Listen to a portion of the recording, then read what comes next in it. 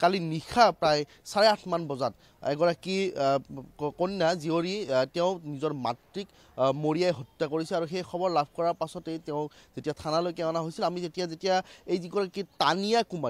কুমাৰীক আমি যেতিয়া থানাত বহি থকা দেখিছিলোঁ তেতিয়া তেওঁৰ মুখত প্ৰচণ্ড খং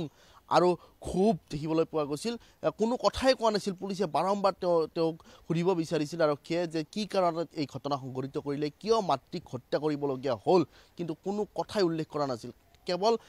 মাতৃৰ নামটো তেওঁ উল্লেখ কৰিছে মুখেৰে আৰু কোনো কথা কোৱা নাছিল আৰু এতিয়া যদি গোটেই ঘটনা সন্দৰ্ভত কওঁ যে কালি 8:30 মান বজাত সেই খবৰ ওলাইছিল যে এগৰাকী জীয়ৰীয়ে মাতৃক হত্যা কৰিছে আৰু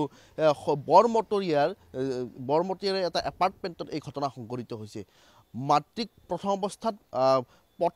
পটাগুটিৰে মৰিয়াই হত্যা কৰাৰ খবৰ ওলাইছিল কিন্তু পাছত যেতিয়া আৰক্ষীয়ে যেতিয়া সমগ্ৰ ঘটনা সন্দৰ্ভত তদন্ত আৰম্ভ কৰিলে তেতিয়া গোটেই ঘটনা সন্দৰ্ভত আৰক্ষীয়ে যি তথ্য লাভ কৰিলে সেই তথ্যৰ ভিত্তিত আৰক্ষীয়ে অফ কেমেৰা সেই কথা জনাইছে যে তানিয়া কুমাৰী নামৰ যিগৰাকী যুৱতী সেই যুৱতীগৰাকীয়ে তেওঁ এগৰাকী ভাল টেনিছ বল খেলুৱৈ আৰু পেছাগতভাৱে টেনিছ বলৰ তেওঁ প্ৰশিক্ষণ দিয়ে আৰু সেই প্ৰশিক্ষণ দিয়া হেতুকে তেওঁ এগৰাকী ভাল খেলুৱৈ আৰু তেওঁ বিভিন্ন সময়ত যেতিয়া প্ৰতিযোগিতামূলক খেলসমূহ অনুষ্ঠিত হৈছিল সেই খেলত লাভ কৰা যি বঁটা সেই ট্ৰফিৰে আচলতে মৰিয়াই মাতৃগৰাকীক হত্যা কৰিছে কিন্তু কিয় এই ধৰণৰ ঘটনা সংঘটিত কৰিলে পাৰিবাৰিক কণ্ডল বুলি প্ৰাৰম্ভিক অৱস্থাত প্ৰকাশ পাইছে কিন্তু এতিয়াও ঘটনাৰ আচল কাৰণে এতিয়াও প্ৰকাশ পোৱা নাই কাৰণ পিতৃগৰাকীক যেতিয়া আমাৰ সাংবাদিকে যেতিয়া প্ৰশ্ন কৰিছিল যে আপুনি কি দেখিছিল বা কি কৈছে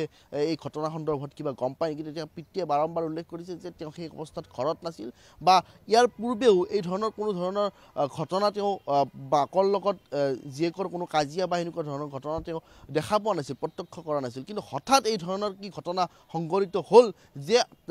জীয়ৰীগৰাকীয়ে নিজৰ মাতৃক মৰিয়াই হত্যা কৰিবলগীয়া হ'ল এতিয়া গোটেই বিষয়টো প্ৰাৰম্ভিক অৱস্থাত আছে আৰক্ষীয়ে কালি যুৱতীগৰাকীক আটক কৰি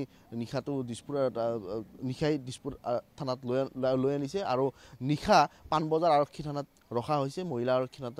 ৰাখিছে কিছু সময় পাছত আকৌ দিছপুৰ আৰক্ষী থানালৈকে লৈ আনিব আৰু ইয়াতে পুনৰ সোধপোছ কৰা হ'ব গোটেই ঘটনা সন্দৰ্ভত পুনৰ তেওঁক সোধা পোছা আৰম্ভ কৰা হ'ব আৰু তাৰ পাছত হয়তো ঘটনাৰ ৰহস্য উদ্ঘাটন হ'ব কিন্তু স্থানীয় লোকসমূহৰ ভাষ্য অনুসৰি ছোৱালীগৰাকীয়ে খুব অমায়িক ছোৱালী আছিল মানুহৰ লগত খুব সম্পৰ্ক কম আছিল আৰু তেওঁ এনেকুৱা এগৰাকী অমায়িক ছোৱালীয়ে বা অমায়িক ধৰণৰ ছোৱালীয়ে এই ধৰণৰ ঘটনা কেনেকৈ সংঘটিত কৰিবলৈ তাক লৈও সকলোৱে আচৰিত হৈছে কিন্তু কি এনেকুৱা ঘটনা হ'ল যে দুয়োৰে মাজত মাক জীয়েকৰ মাজত এই ধৰণৰ এটা কাজিয়া সৃষ্টি হ'ল যাৰ ফলত জীয়েকে নিজৰ মাতৃক জন্মদাত্ৰী মাতৃক হত্যা কৰিবলগীয়া হ'ল এই কথাও এতিয়া ৰহস্যৰ আৱৰ্তত সোমাই আছে আৰক্ষীয়ে প্ৰাৰম্ভিক তদন্তত কোনো কথা এই মুহূৰ্তত ক'ব বিচৰা নাই বা